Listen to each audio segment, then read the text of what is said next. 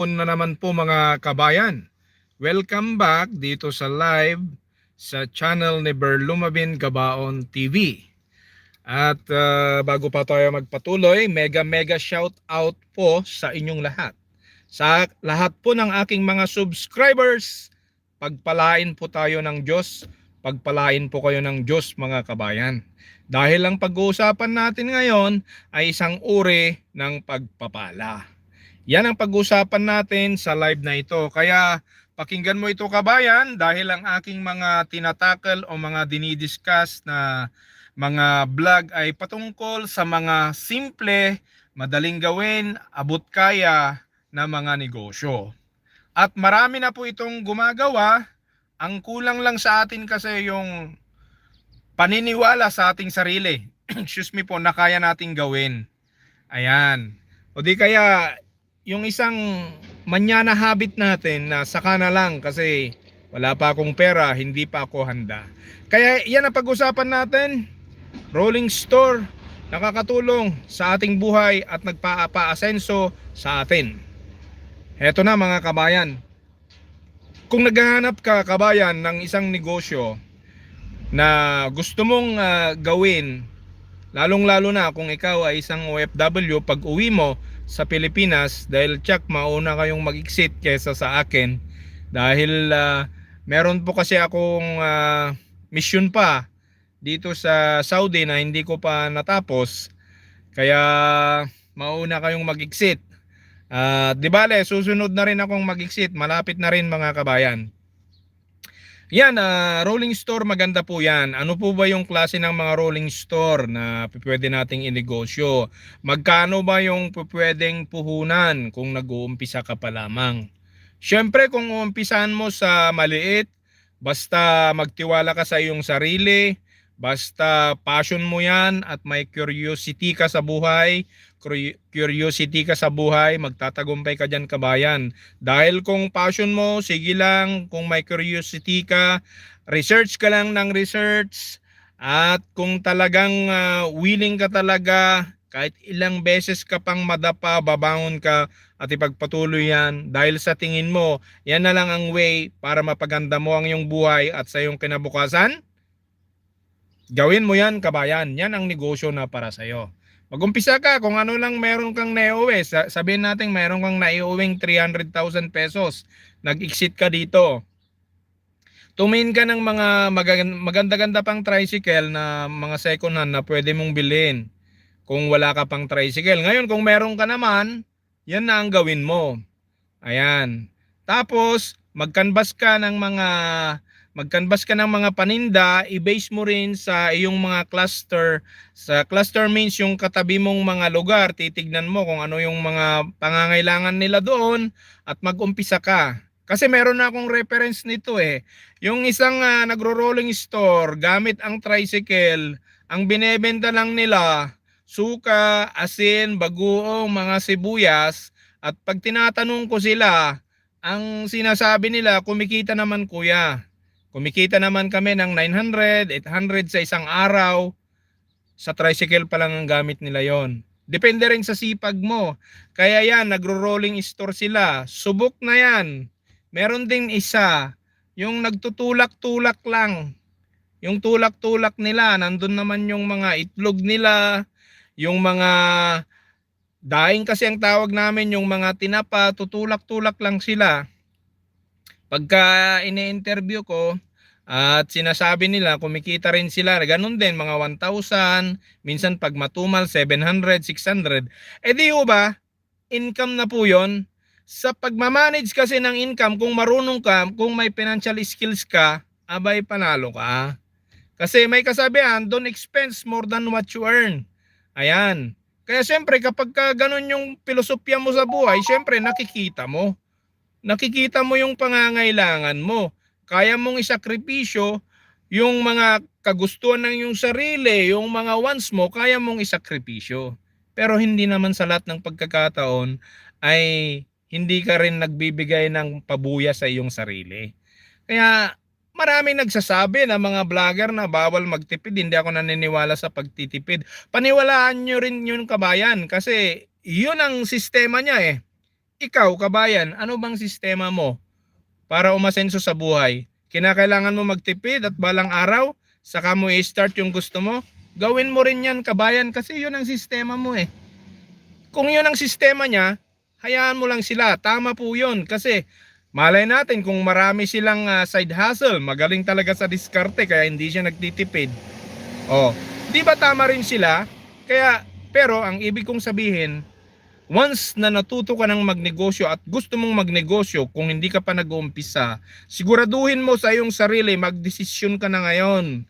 Alamin mo na, i-figure out mo na kung ano yung gusto mo sa negosyo mo. Yung nga sinasabi natin, pinag-uusapan natin itong rolling store. Siyempre yung sinasabi ko, sa umpisa pa lang. Yung niche kasi natin, tinatarget natin yung mga kapwa nating Pilipino na walang-wala, ang pinakamababa sa buhay, na pwede na lang gawin ito. Kaya sa tricycle lang, sa patulak-tulak lang. Ngayon, kabayan, kung naniniwala ka naman, may skills ka, mayroon kang passion, may curiosity ka, at higit sa lahat, may faith tayo sa Lord. Seek ye first the kingdom of God and His righteousness, and all these things shall be added unto you.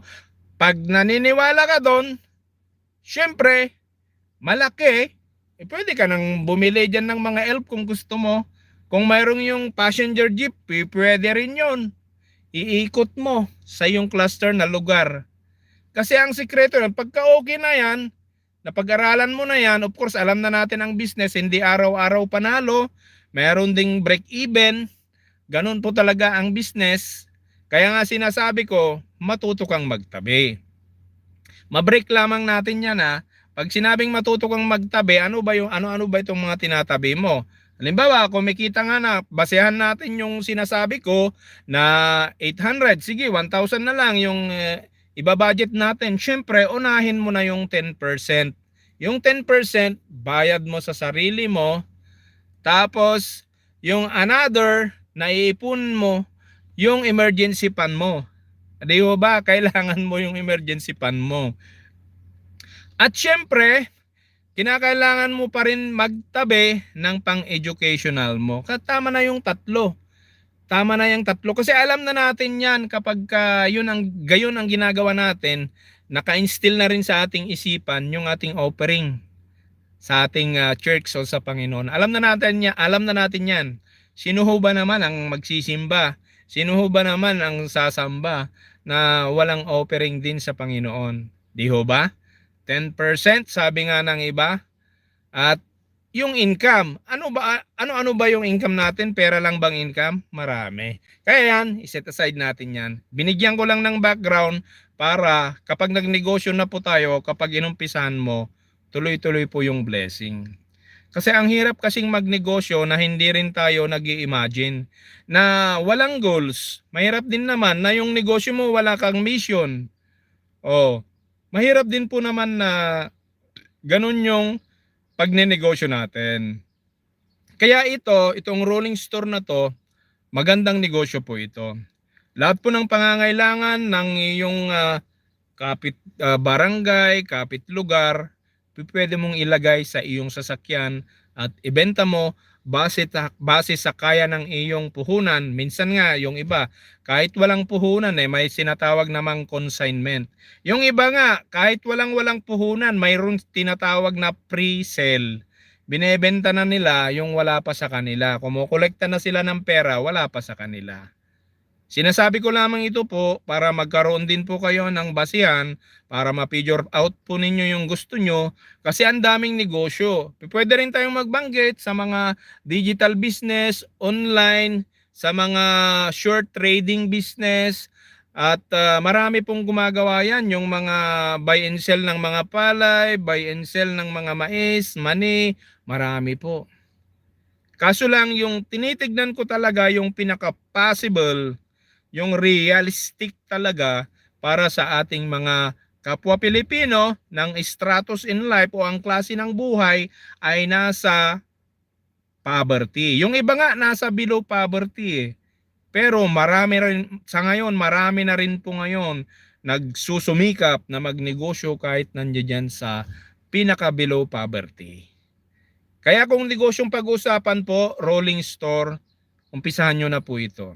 Pag sinabing rolling store, pwede mo naman pong kumuha at ibase kahit yung mga parang ganon, rolling parang rolling store pero ang binebenta mo yung mga barbecue, yung mga pansit, yung mga ano, kung ano yung naisipan mo.